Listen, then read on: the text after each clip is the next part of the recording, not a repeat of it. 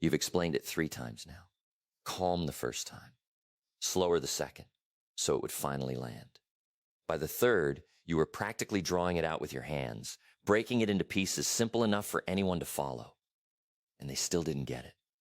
Or they didn't want to. So answer this before we go any further. Why did you open your mouth a 4th time? What made you believe one more sentence would succeed where the last 10 didn't? Here's the truth most people never say out loud. It isn't work that exhausts you. It's justifying yourself that exhausts you. Standing in front of people, over and over, defending a decision you already made to someone who was never going to nod along no matter how good your reasons were. Somewhere along the way, you signed an agreement with yourself without realizing it. And the agreement reads something like this. I'm not allowed to move forward until the people around me understand why.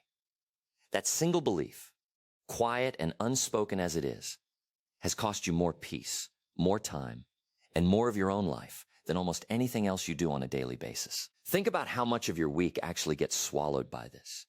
Not the big blowout arguments. Those are rare. It's the small, constant leak. The extra sentence you add at the end of a text message so nobody misreads your tone. The longer version of the story you tell at dinner because you're worried the short version will make you look careless. The moment you catch yourself rehearsing, in your head, exactly how you'll respond if someone raises an eyebrow at a choice you already made peace with days ago. None of that feels like much in the moment, but it adds up into a life spent constantly on standby, waiting for a verdict that was never actually going to be handed down fairly in the first place. I'm the voice behind Master Your Life, and if you've been here before, you know this channel doesn't do fluff. It does the kind of truth that actually changes how you carry yourself day to day. Tonight's truth is this. Some people are never going to understand you, no matter how well you explain it, because understanding was never what they came to the conversation for. And the moment you learn to tell the difference between someone who can't see it yet and someone who simply won't, you get your energy back. All of it, not just some of it. And notice something else while we're being honest tonight. This pattern rarely shows up as one dramatic confrontation. It shows up as 100 tiny surrenders. The plan you quietly shelved because you knew a particular relative would sigh about it. The opinion you softened before you'd even finished forming it, just in case it landed wrong. The version of yourself you've been managing for an audience that was never actually paying that close attention to begin with. None of it looks like weakness from the outside. It looks like being considerate, being thoughtful, being a good communicator. But underneath it, quietly, it's a life lived on approval, waiting for a verdict from a jury that was never impartial in the first place. If any part of this is already landing, if there's a person in your life right now that you keep circling back to, trying to earn a nod you're never going to get, go ahead and drop a word in the comments. I read every single one, and I promise you, you are far from alone in carrying this. Because what I'm about to walk you through next isn't just a mindset shift.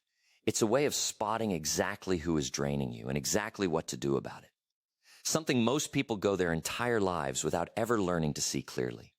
Stay with me for this one. Let's go back to where this pattern actually started. Because nobody arrives at adulthood already believing they owe the whole world a full accounting of their choices. You picked this up as a child, and it made sense at the time. When you wanted something, you had to make a case for it. Why do you want that? Explain yourself. Give me a good reason. A child is still learning to reason, to think a few steps ahead, to understand that actions carry consequences. That lesson was necessary. Nobody's arguing otherwise. But here's what nobody ever came back to tell you. Nobody sat you down at 25 or 35 or 50 and said, that skill you learned, asking permission, explaining your reasons before you were allowed to act. That was only ever meant for when you were small and dependent on other people to keep you safe. It was never meant to follow you into adulthood as a permanent requirement for living your own life. Nobody drew that line for you. So a lot of people are still standing, in a sense, at the kitchen table of their childhood, hat in hand, waiting for someone bigger to say, all right, you may proceed. Except now they're 40 or 60, and the people they're waiting on don't have any real authority over them at all. They just have opinions. And an opinion, dressed up confidently enough, starts to feel exactly like a permission slip you can't move without. Watch how this actually plays out in real life, because you've almost certainly lived this exact scene.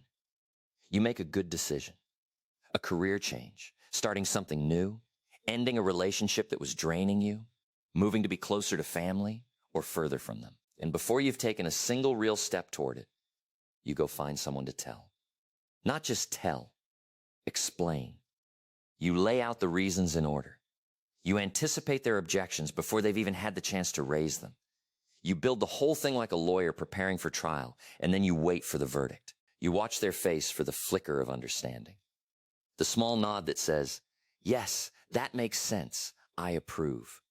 And when that flicker doesn't come, when they frown instead, or shrug, or say something like, I don't know, that sounds risky, something in you quietly deflates. Not because they had a better argument than you did, because you were counting on their agreement to let yourself feel good about a decision that was already yours to make. And notice how rarely we actually stop to ask which kind of person we're standing in front of. We assume, almost by default, that everyone in our life is capable of getting there eventually, if we just find the right angle, the right tone, the right moment to bring it up again. So we keep adjusting our approach instead of questioning whether the approach was ever going to work on this particular person at all. That's an exhausting way to live, because it means every disagreement becomes a puzzle to be solved rather than simply a fact to be accepted. Here's the piece that changes everything once you actually let it sink in. Understanding is not something you can force into another person. It isn't a lock you can pick if you just find the right key, no matter how patient or clever you are about it. Some people don't understand because they genuinely can't yet. They lack the context, the experience, or the perspective to see what you see. With that person, explaining actually helps. You add a detail, they add it to the picture, and eventually it comes into focus for them. That's a good use of your breath and your time. But some people don't understand because they've already decided not to, long before you opened your mouth. And for that person, no number of the right words is going to turn a locked door into an open one. You can knock on it politely for the rest of your life. It will not open just because you knocked well enough. It was never stuck. It was locked from the inside on purpose. Once you can see the locked door for exactly what it is, the next honest question becomes, what has it actually cost you to keep knocking on it anyway? And most people, if we're being truthful, have never once sat down and added that number up. Think about the energy that goes into making a real decision, not the deciding itself, which usually takes far less time than we assume, but everything that happens after. The conversation you rehearse in the shower before you've even had it. The objections you argue against in your head at 2 a.m. Defending a choice nobody in the room has actually challenged yet. The speeches you compose and refine and never once deliver, polishing the phrasing so you'll be ready the moment someone questions you. None of that mental rehearsal is free. It draws from the exact same reserve of energy you need to actually go build the thing you decided on in the first place. Say 1/3 of your daily energy on an ordinary week goes toward defending, justifying, worrying about what people will think, and preparing responses to arguments that may never even come. Multiply that out across a year, and you're looking at months of your life spent bracing for disapproval that, in many cases, was never even going to arrive the way you feared. Multiply it again across 5 years, and you start to see a pattern that isn't a rough patch anymore. It's a quiet, steady leak that's been running the whole time, largely unnoticed, because a slow leak never announces itself the way a sudden one does. And it's not only the energy you lose in the moment, it's what that same energy would have built if you'd kept it for yourself instead. That's the part almost everyone misses. They assume an hour spent explaining is simply an hour, neutral, gone, but harmless. It isn't neutral, because while you were busy building your case, you weren't building your life. While you were composing the perfect argument for why your choice made sense, you could have been out there proving it made sense simply by living it. Every hour spent chasing someone's approval is an hour you didn't spend making that approval irrelevant. And here's the part that stings most. The approval you're chasing tends to show up only after you've stopped chasing it. People don't come around because your explanation finally got polished enough. They come around when they see results with their own eyes. And you cannot produce results while every ounce of your energy is tied up defending a decision you haven't even had the chance to act on yet. There's a simple way to notice this leak in your own life. Pay attention to how you feel after a conversation where you explain yourself to someone who was never going to come around. It isn't the tiredness of a hard day's work. That kind of tired usually comes with a sense of satisfaction attached to it. This is a different, flatter kind of tired. It's the tiredness of having spent yourself on something that produced nothing, the way a wheel spins hard on ice and goes nowhere. If you can learn to recognize that particular flavor of exhaustion, you'll start catching yourself mid-explanation far sooner than you used to. Picture two people, side by side, with the same goal, the same ability, and the same doubters surrounding them. Family who don't get it, friends who think it's a mistake, coworkers rolling their eyes. The only real difference between them is this: one explains and the other acts. The one who explains spends the first month making the rounds, having conversation after conversation, managing everyone's feelings about a decision that was never theirs to approve. By the end of that month, there have been a dozen exhausting exchanges and nothing at all to show for it. The one who acts spends that same month working quietly, without a single announcement or vote taken. By the end of it, they have something real. And here's what happens next. The doubters who couldn't be moved by any argument start to shift the moment they see something tangible. Not because the argument suddenly got good enough, but because the results made the arguments completely unnecessary. So the deeper question worth sitting with tonight is this: why do certain people never come around, no matter what you say to them? It's tempting to assume it's about you, that you simply haven't found the right combination of words yet. But most of the time, it has nothing to do with your words at all. It has everything to do with what that person actually came to the conversation looking for. There's a particular kind of person who asks you question after question, seeming genuinely curious, but whose questions never actually narrow the way real curiosity does. A person who truly wants to understand gets closer to agreement with each answer you give them. You can feel the gap between you slowly closing. This person's questions do the opposite. They multiply instead of narrowing. Every answer you offer spawns two new ones. That isn't curiosity. That's someone who has already decided and who's simply keeping the conversation going so they never actually have to concede anything to you. The moment you recognize that pattern, you're free to stop answering, because there was never a version of your answer that was going to end the questioning.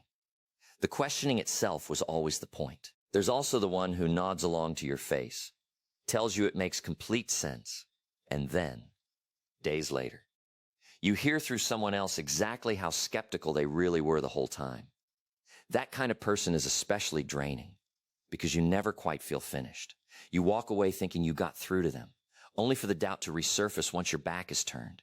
And you find yourself explaining all over again, trying to close a gap that never actually closed the first time. There's the one who's made you feel, without ever quite saying it outright, that you owe them a reason for your own choices, even though they haven't done anything in particular to earn a seat at that table. This one usually operates on guilt rather than logic. Watch how they respond when you make a decision without consulting them first. They go quiet, or say something like, "Oh, I guess you'd already figured it all out without me." A small jab designed to pull you back in and make you feel you've done something wrong simply by living your own life. And then there's the one who listens closely, very closely. Not because they want to understand you, but because they're collecting.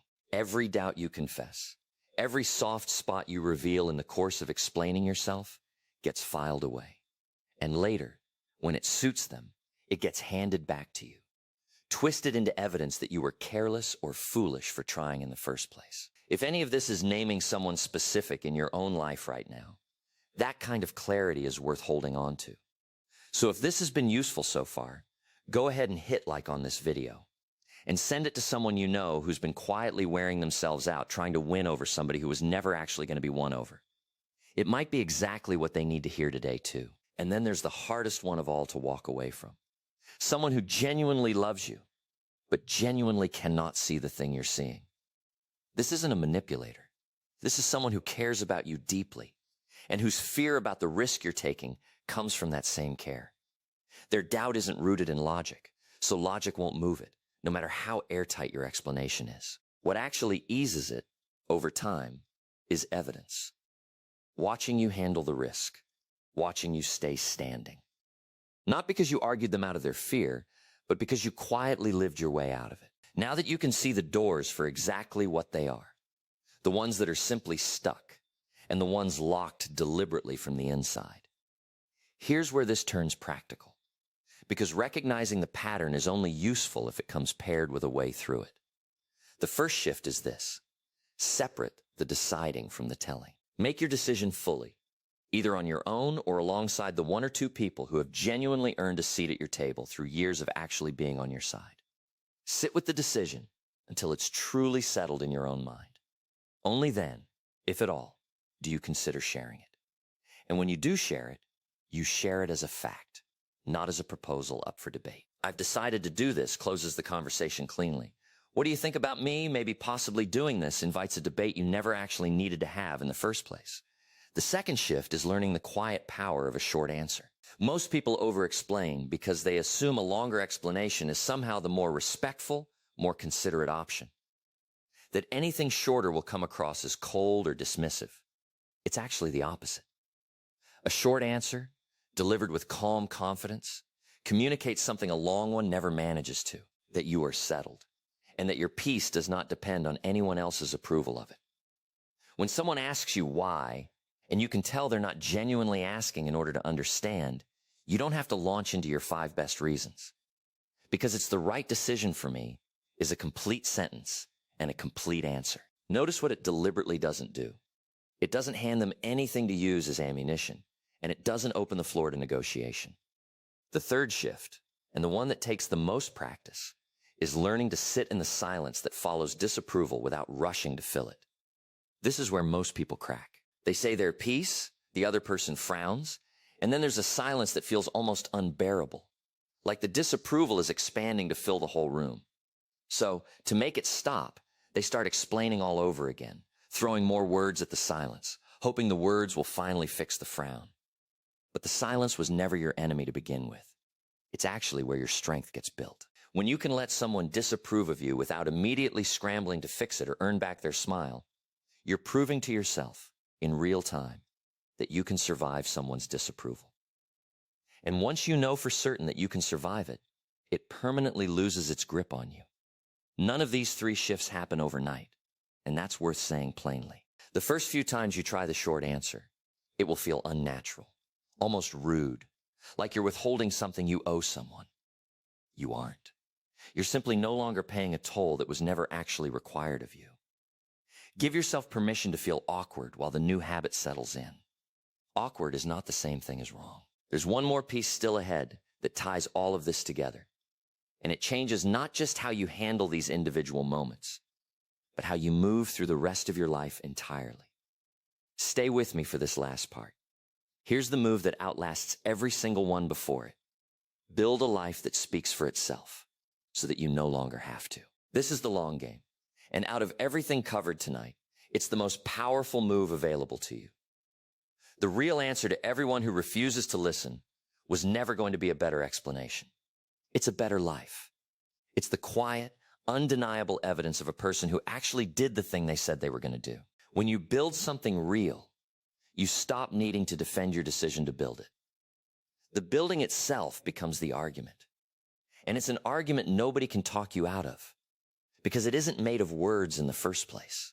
It's made of proof, standing right there in front of everyone. So the next time you feel that familiar pull to explain yourself to someone who has already made up their mind, ask yourself one honest question before you open your mouth. Is this person's understanding actually available to me right now? Not whether they deserve an explanation from you. Not whether you wish they understood. Simply whether their understanding is available to you in this exact moment. And most of the time, when someone is upset, afraid, or closed off entirely, the honest answer is no. It might become available later, with time, with evidence, with a calmer conversation down the road. But right now, in the heat of it, no amount of explaining is going to unlock anything. When the answer is genuinely no, the wisest thing you can do is say your piece once, with love, and then actually let it rest. Something like, I hear that you're worried. I've made my decision. Let's talk again down the road. And then you truly let it be, rather than circling back to it 3 more times before the night is over. What we're building here together isn't a wall. and it was never meant to be one. It's discernment. The ability to tell the difference between people who've earned your reasons through real loyalty and people who've simply demanded them out of habit or entitlement. It's the ability to tell an open door from one that was locked on purpose, and the wisdom to finally stop knocking on the ones that were never going to open, no matter how long you stood there. Your energy is finite. You only get a certain amount of it in a day, in a year, across a lifetime, and every unit of it that you spend explaining yourself to someone who won't listen is a unit you didn't get to spend on the people who genuinely love you, on the work that actually matters, or on the life you're truly here to build. Real peace was never going to be the day the last doubter finally nods along. That day may never come at all, and chasing it isn't peace. It's dependency, plain and simple. Real peace is being willing to be misunderstood by some people and choosing to build your life anyway. It's making the decision, saying the short answer, letting the silence sit exactly as long as it needs to, and finally walking out of a courtroom that only ever existed inside your own head to begin with. Your reasons belong to you, and only you. Share them freely and warmly with the people who've genuinely earned them over time. And stop handing them over to everyone who simply demands them as though they were owed. If tonight gave you something you needed to hear, something worth carrying with you into tomorrow, then do one thing for me before you go. Subscribe to Master Your Life and turn on the bell so you never miss the next one of these. Because the real goal here was never to get every doubter in your life to finally stop doubting. It's for you to finally stop waiting on their permission to become who you were always meant to be.